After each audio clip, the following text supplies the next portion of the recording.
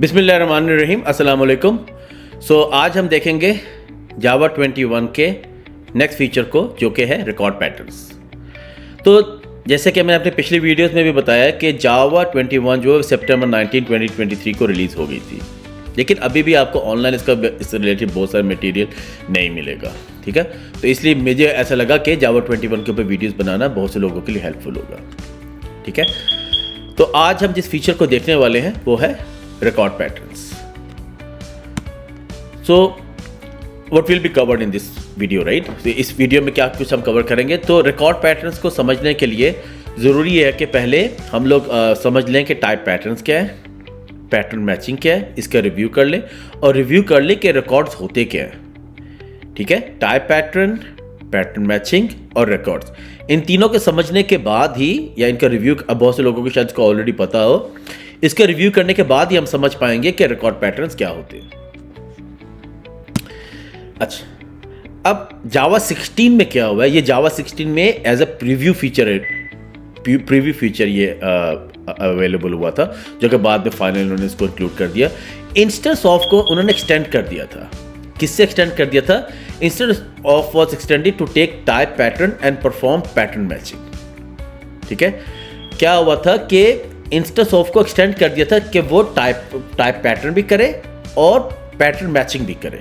ठीक है, उससे क्या हुआ कि instance of and cast EDM, right, हम लोगों को इंस्टेंस ऑफ और कास्ट ईडीएम हम लोगों का मोर कंसाइज और लेस एरर प्रोन हो गया। इसका मतलब क्या है? Instance of and cast EDM, इसका मतलब क्या है? प्री जावा 16 क्या होता था? अगर आपके पास एक ऑब्जेक्ट है जिसकी कोई टाइप डिफाइन नहीं हुई है, ठीक है, अगर आपको उसको यूज करना है तो सबसे पहले आप क्या करते थे? आप अगर डायरेक्टली इस लाइन को लिखेंगे, string s equal to string OBJ, और लेट्स सपोज ओबीजे जो है वो स्ट्रिंग टाइप के नहीं, तो आप पहले आपका रन टाइप एक्सेप्शन आ जाएगी ना। ठीक है, तो उससे बचने के लिए आप क्या करते थे?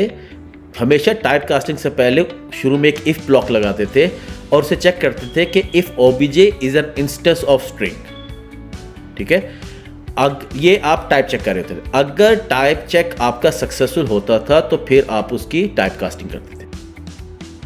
पोस्ट जावा 16 क्या हुआ है कि अब आप देखो तो ये एक ही लाइन के अंदर आपकी सारी चीज आ गई है, OBJ instance of string S. ठीक है, तो मतलब क्या कि आपका टाइप चेक और आपकी टाइप कास्टिंग एक ही लाइन के अंदर समा गई है। ऐसे ही हुआ ना। तो अगर आप देखें तो अब इस वाले केस में देखें, अगर आपने ये लाइन नहीं डाली और आपने ये लाइन डाल दी है डायरेक्टली, चांसेस हैं कि अगर ये ओबीजे आपके टाइप कोड में पीछे किसी ने भी चेंज कर दिया, इसको इंटीजर वाले में कन्वर्ट कर दिया, तो ये यहाँ पे आते सारी ये एरर दे देगा, रन टाइम एक्सेप्शन आपकी आ जाएगी, आपका कोड वनरेबल है। ये वाली लाइन ऐड करना ज़रूरी है। ठीक है, ये लाइन ऐड करके आप अगर यहाँ पे आपने टाइप कास्टिंग है तो फिर भी आपके लिए प्रॉब्लम आ जाएगा। ठीक है, इस एक लाइन से आपका कोड जो है एक तो कंसाइज हो गया, दो लाइनों के बजाय एक ही लाइन में आपका पूरा कोड आ गया। दूसरा, ये एरर भी इसके आने के चांसेस के ऊपर कम हो गए। ठीक है, दूसरा क्या हुआ है? जावा 16 के इस इंस्टेंस ऑफ के इस extension of type pattern matching से क्या हुआ है? आपका कोड जो है ये मोर डेक्लेरेटिव हो गया। डेक्लेरेटिव मतलब आप डिक्लेयर कर रहे हो, आप सिर्फ बता रहे हो कि आप क्या चाहते हो। ठीक है, आप चाहते हैं कि ऑब्जेक्ट अगर स्ट्रिंग का तो आपको एस में अवेलेबल होती है, लेकिन वो हो कैसे, ये अब आपका हेडेक नहीं है। टाइप कास्ट वगैरह करना ये अब आपका हेडेक नहीं है, ये सब कुछ जावा खुद ही हैंडल कर लेगा। समझ आ रही है ना? तो आपका कोड मोर कंसाइज भी हो गया है, लेस एरर प्रोन भी हो गया और ज्यादा डेक्लेरेटिव भी हो गया। अच्छा, अब हम इसको आगे समझने की कोशिश करते हैं कि बिहाइंड द सीन जेवीएम कर क्या रहा होता है। ठीक है, ये पैटर्न मैचिंग है ना, ये रन टाइम पे हो रही थी, कंपाइल टाइम पे नहीं हो रही थी। इसको आपको समझ भी जाओ, आपके पास डेटा तो रन टाइम पे अवेलेबल होगा ना, क्या डेटा कोड के थ्रू फ्लो कर रहा है वो तो रन टाइम पे अवेलेबल होगा, वो कंपाइल टाइम पे तो नहीं होगा। ठीक है, तो ये पैटर्न मैचिंग है, ये रन टाइम पे होती है, कंपाइल टाइम पे नहीं होती है। ठीक है, JVM performs a run time check. ठीक है, तो ये 2 स्टेप प्रोसेस है ना, ये एक जो लाइन है ये 2 स्टेप प्रोसेस है। सबसे पहले टाइप पैटर्न, करेक्ट, हमने क्या किया? टाइप पैटर्न में क्या होगा? OBJ instance of string, OBJ instance string. सबसे पहले टाइप पैटर्न जो है वो मैच करेगा, अगर हो गया तो फिर पैटर्न मैचिंग होगी, if true it binds s to the casted value string OBJ. ठीक है, तो फिर क्या होगा, अगर आपका ओबीजे इंस्टेंट ऑफ स्ट्रिंग हो गया है तो इस ओबीजे को ऑटोमेटिकली जो एस है वो भी इसी ओबीजे को पॉइंट करना शुरू कर देगा। ठीक है, तो बोथ ओबीजे और एस, अगर आप इस डायग्राम को देखो ना तो आपको समझ आ जाएगी, ये आपका स्ट्रिंग है जो कि मेमोरी में लोकेट करता है, जिसका एक रेफरेंस है। बोथ ओबीजे और एस बोथ अब इसी मेमोरी लोकेशन को पॉइंट करना शुरू कर देंगे। समझ आ रही है ना? तो हम क्या कह रहे हैं कि ये एक लाइन जो है, इस एक लाइन के एग्जीक्यूशन के बाद ये भी चेक हो जाता है कि आपका ओबीजे और आपका जो ओबीजे है, ऑब्जेक्ट है, वो स्ट्रिंग टाइप का है कि नहीं, और अगर वो स्ट्रिंग टाइप का है तो एस भी इसी ओबीजे के डेटा को पॉइंट करना शुरू कर देता है और आप इस एस को डायरेक्टली यूज करना शुरू कर देते हैं। अब हम लोगों को आई थिंक जो 3 चीजें हम समझना चाह रहे थे कि टाइप पैटर्न क्या होते हैं, कि टाइप को मैच करना, पैटर्न मैचिंग, टाइप कास्टिंग करना, और रिकॉर्ड क्या होते हैं। ठीक है, अब हम देखते हैं कि रिकॉर्ड क्या होता है। ठीक है, records are specialised form of a class in Java designed to efficiently represent immutable data structures while minimising boilerplate code. They are considered data carriers. ठीक है, तो ये क्या है, ये फॉर एग्जाम्पल आप अपने बीन्स डिक्लेयर करते हैं ना, बीन्स आप डिक्लेयर करते हैं। ठीक है, आप उसमें क्या string s integer s string s is equal to name, integer age is equal to integer age, right. तो जो आप फिर उसके बाद गेटर्स, सेटर्स, और फिर उसके बाद आप अपने हैश कोड, फिर उसके बाद टू स्ट्रिंग, वो सारे के सारे से ना आपको छुटकारा दिलवा के एक रिकॉर्ड उन सब चीज़ों को आपके लिए ऑटोमेटिकली क्रिएट कर देता है ये डेटा स्ट्रक्चर। और दूसरा क्या है, ये डेटा स्ट्रक्चर जो इम्यूटेबल है। इम्यूटेबल मतलब एक दफ़ा ऑब्जेक्ट क्रिएट हो गया तो उसको फिर आप दोबारा चेंज नहीं कर सकते। They are consider data carriers. Data carriers मतलब क्योंकि फॉर एग्जांपल आपके रिक्वेस्ट के आपकी एक ट्रांजैक्शन के अंदर जो आपके जो एप्लीकेशन कॉन्टेक्स्ट के अंदर चीज़ें होती हैं, जो आपकी सेशन स्कोप की चीज़ें होती हैं, वो आप एक दफ़ा उसको इनिशियलाइज करने के बाद आप मेक श्योर करना चाहते हो कि ये पूरे के पूरे ट्रांजैक्शन के अंदर ये तब्दील ना हो, या पूरे सेशन के अंदर ये चेंज ना हो, या पूरी एप्लीकेशन कॉन्टेक्स्ट, पूरी एप्लीकेशन के रन टाइम के अंदर ये चेंज ना हो। ठीक है, तो ये एज ए डेटा कैरियर्स होते हैं, तो आप इनको as a data carrier use करते हैं। उन टाइप के ऑब्जेक्ट के लिए आप इसको आराम से यूज़ कर सकते हैं। Defined using a record declaration which outlines the component represent. तो अभी आपको आगे नजर आएगा कि रिकॉर्ड वो कीवर्ड है जिसके थ्रू आप रिकॉर्ड के ऑब्जेक्ट को डिक्लेयर करते हैं।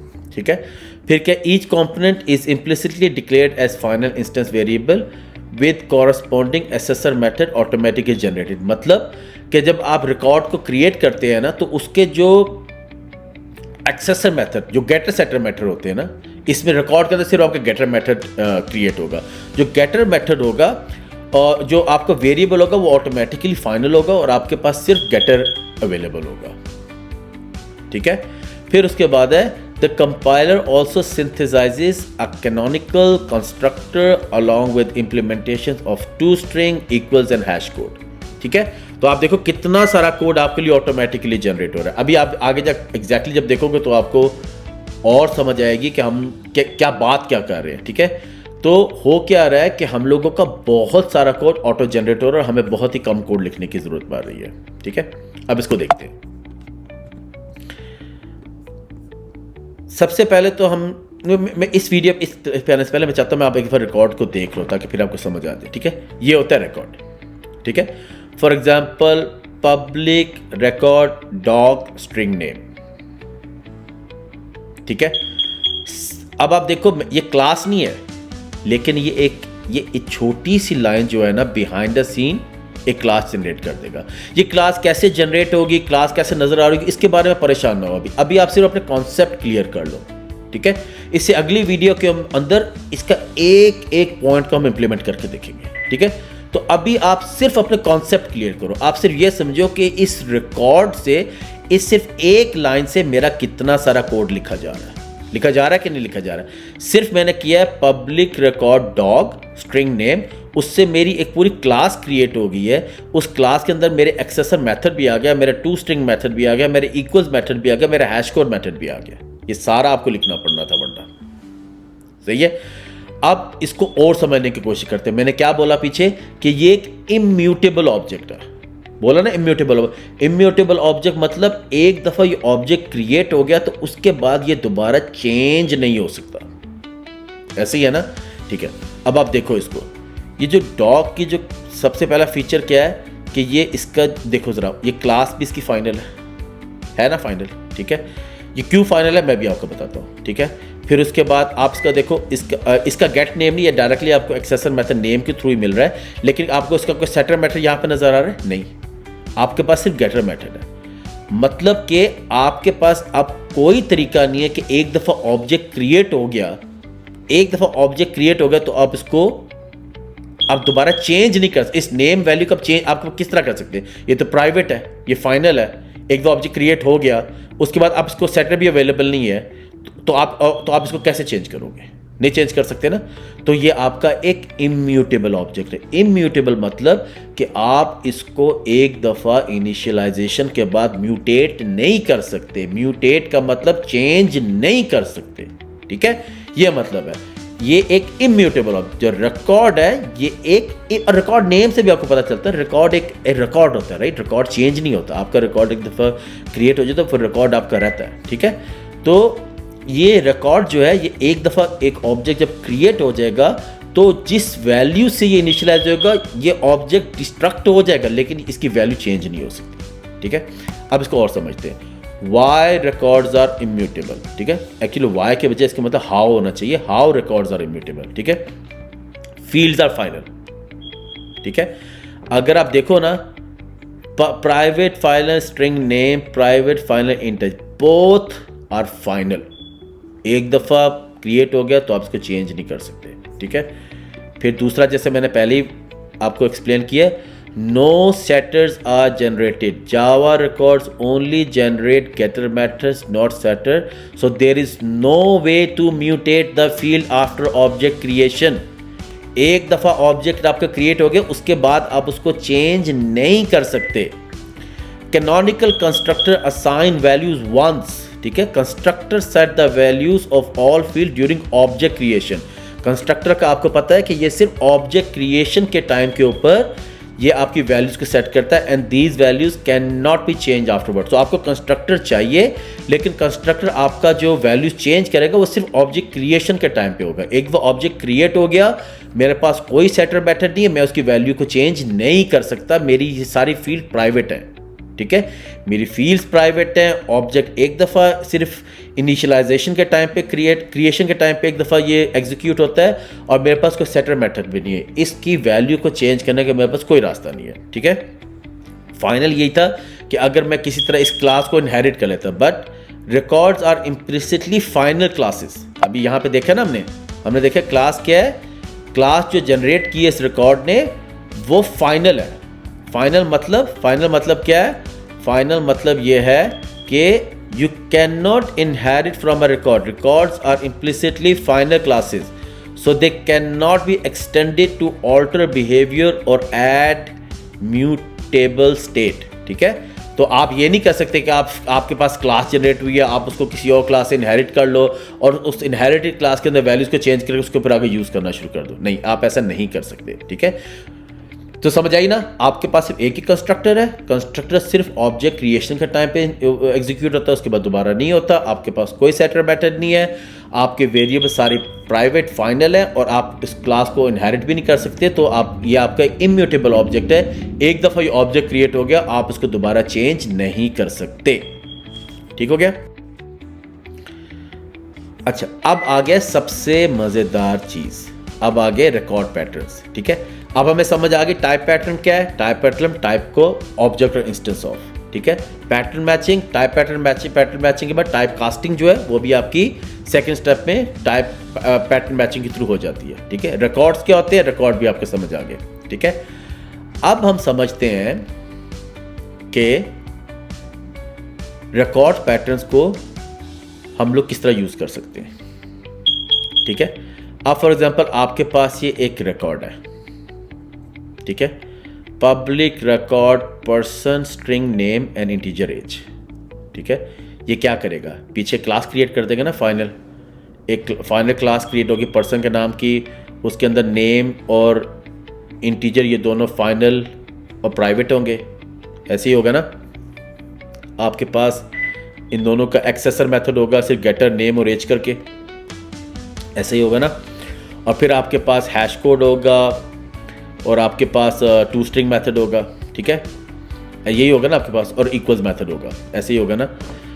तो अब आप देखो टाइप पैटर्न से अगर आपने किया ना, ठीक है, तो if OBJ instance of person P किया ना मैंने, ठीक है, तो अब फर्दर मेरे पास ऑब्जेक्ट जो है वो है पर्सन टाइप का ऑब्जेक्ट है, ठीक है। तो क्या होगा, वो ऑब्जेक्ट टाइप पैटर्न की वजह से ऑटोमेटिकली मेरे पी के अंदर आ जाएगा, ऐसे ही होगा ना। और ये टाइप पैटर्न हो गया ना, p is only being used to invoke the accessor method name. तो अब क्या हुआ, आपके पास इस टाइप पैटर्न की वजह से और पैटर्न मैचिंग की वजह से आपके पास पी भी पॉइंट करने लगा उसी वेरिएबल को, उसी मेमोरी लोकेशन को जिसको ऑब्जेक्ट पॉइंट कर रहा है। लेकिन P क्योंकि टाइप पर्सन है तो अब हम उसके एक्सेसर मेथड को एक्सेस कर सकते हैं और p.name और p.age करके मैं इस पर्सन के नेम और एज को एक ही लाइन टाइप पैटर्न की वजह से इसकी वैल्यूज को मैं प्रिंट कर सकता हूँ, है ना, ऐसे ही है ना। लेकिन अब रिकॉर्ड पैटर्न्स की वजह से इसको थोड़ा और इसको एक्साइटिंग करते हैं, ठीक है। अब अगर आप देखो तो person string s integer and age is a record pattern, ठीक है, विच डज टू थिंग्स। ये जो यहां पे ये हो रहा है ना, ये अब है रिकॉर्ड पैटर्न, ये टाइप पैटर्न नहीं, अब ये रिकॉर्ड पैटर्न है, ठीक है। तो ये क्या है, test whether object is of type person as usual, ठीक है। ये क्या कर रहा है, रिकॉर्ड पैटर्न क्या कर रहा है, ठीक है। अगर आपको पिछली वाली में याद हो ना, तो पैटर्न मैचिंग की वजह से इसने क्या किया था, जो हम लोगों का ये वाला स्टेप था ना, ये वाला स्टेप, इस वाले स्टेप पे क्या था, ओबीजे जो था उसको डायरेक्टली इसने स्ट्रिंग एस में पॉइंट कर दिया था ना, तो उसके बाद हम एस के ऊपर ऑपरेशन कर सकते थे, ठीक है। रिकॉर्ड पैटर्न क्या करेगा, record pattern extract the record patterns, extract the record components by invoking the component accessor method on our behalf, ठीक है।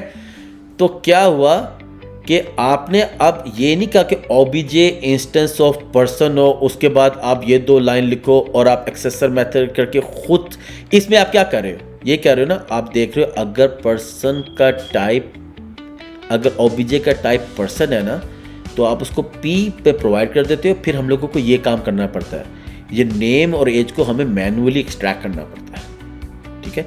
रिकॉर्ड पैटर्न क्या करेगा, हमारे ही बिहाफ के ऊपर ना ये वाली जो दो लाइन्स है वो भी खुद ब खुद कर देगा, ठीक है।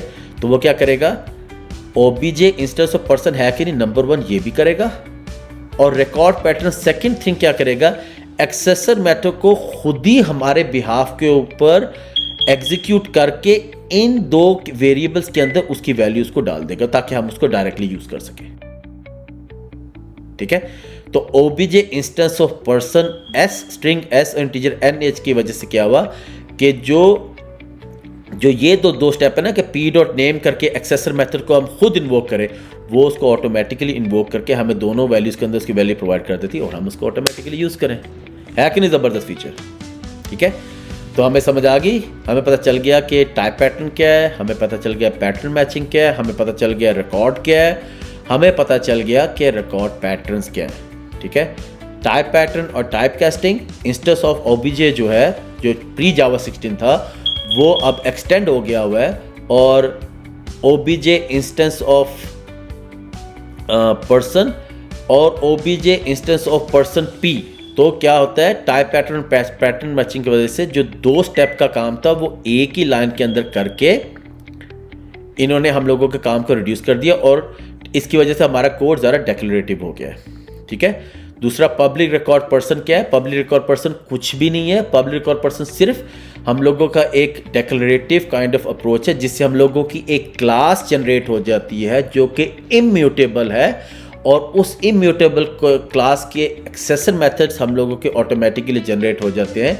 इसके अलावा हमारा जो टू स्ट्रिंग, इसके अलावा हम लोगों का इक्वल्स और हैश कोड, तीनों मेथड हमारे ऑटोमेटिकली जनरेट हो जाते हैं। और रिकॉर्ड पैटर्न की वजह से इस फीचर की वजह से हमारा कोड बहुत डेक्लेरेटिव होता है। एक ही लाइन के अंदर हमारे रिकॉर्ड की टाइप मैचिंग भी हो जाती है, और उसके जो कंपोनेंट्स होते हैं उसके एक्सेसेस के थ्रू उसको एक्सट्रैक्ट करके हमें डायरेक्टली उसकी वैल्यूज अवेलेबल हो जाती है। ठीक है, तो OBJ instance of person p string s integer age करने की वजह से क्या हुआ, हमारा पर्सन ऑब्जेक्ट भी क्रिएट हो गया, और उसके बाद जो उसके दोनों फील्ड्स हैं एस और एज, वो हम लोगों को खुद से एक्सेसर मेथड को कॉल किए बगैर हमें दोनों अवेलेबल हो गई। ठीक है, तो ये थे हमारे record patterns. Thank you very much for listening to my video. अगर आपके पसंद आई है तो प्लीज़ मेरी वीडियो को सब्सक्राइब कीजिए, मेरे बेल आइकन्स को क्लिक कीजिए, और अगर आप कमेंट भी ऐड करें तो मोर देन वेलकम। और मुझे बताइए कि आपको ये वीडियो कैसी लगी। होपफुली आपको नॉलेज में इजाफा करने की वजह बनेगी। Take care of yourself. अल्लाह हाफिज़।